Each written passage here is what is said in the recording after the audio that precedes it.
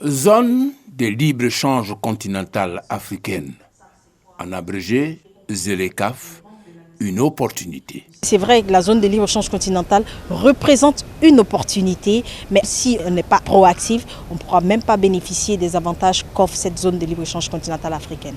Donc la préparation à l'augmentation de la compétitivité. Cette préparation à l'augmentation de la compétitivité commence par une connaissance réelle de ce qu'est le commerce international et ses exigences. Normalement, le commerce international est régi par un certain nombre de règlements et le commerce doit être ouvert.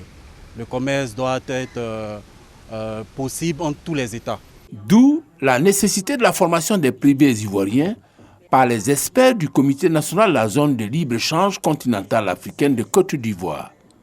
Finalité, mieux exploiter l'accord. Connaître les règles de l'accord, parce que dans toute activité, il faut savoir les règles par lesquelles on joue. Donc maîtriser les outils qui sont mis en place par les gouvernements et par l'Union africaine en général pour pouvoir tirer profit maximum de cet accord. 4 séances de formation ont eu lieu à San Pedro, Bouaké, Korogo et Abidjan sur l'outil en ligne d'élimination des barrières non tarifaires. Ce sont des mesures de politique qui sont prises par les pays autres que les tarifs douaniers. Donc ces mesures-là sont d'abord des mesures légitimes. Elles deviennent des barrières non tarifaires quand elles deviennent des mesures qui s'apparentent à des mesures de protection ou des mesures ou des entraves, constituent des entraves au commerce. Pour exploiter cette plateforme, il faut avoir de l'intérêt pour l'activité commerciale. Vous venez sur la plateforme, vous avez un espace utilisateur, vous créez un compte utilisateur et vous avez la possibilité de soumettre votre plainte. Une formation qui vaut son pesant d'or. Nous qui sommes dans les TPE, quelles sont les réelles barrières? Et avec ça, comment les aborder? Et il est juste en toute chose de s'informer d'abord.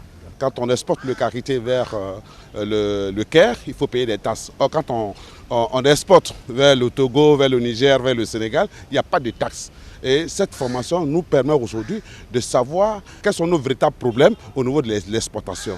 Nous avons été suffisamment instruits et en tant que défenseurs, en tout cas des intérêts des consommateurs, notre préoccupation était de savoir si il y a toujours des garanties par rapport à la qualité des biens et des produits par rapport à ces éliminations de barrières. Au-delà de la formation, les participants souhaitent un suivi et un encadrement à la dimension des enjeux de la ZLECAf.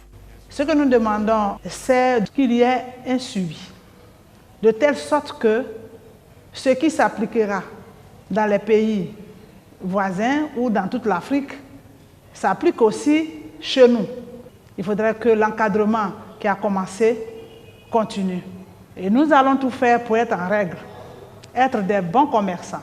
C'est le lieu de rappeler les objectifs spécifiques de la ZLECAf. Il s'agit d'éliminer progressivement les barrières tarifaires et non tarifaires du commerce, augmenter ainsi les échanges commerciaux, uniformiser les politiques économiques, fiscales, sociales et sectorielles, avec à la clé accroître la sécurité alimentaire et contribuer ainsi à la réalisation du bien-être social des Africains.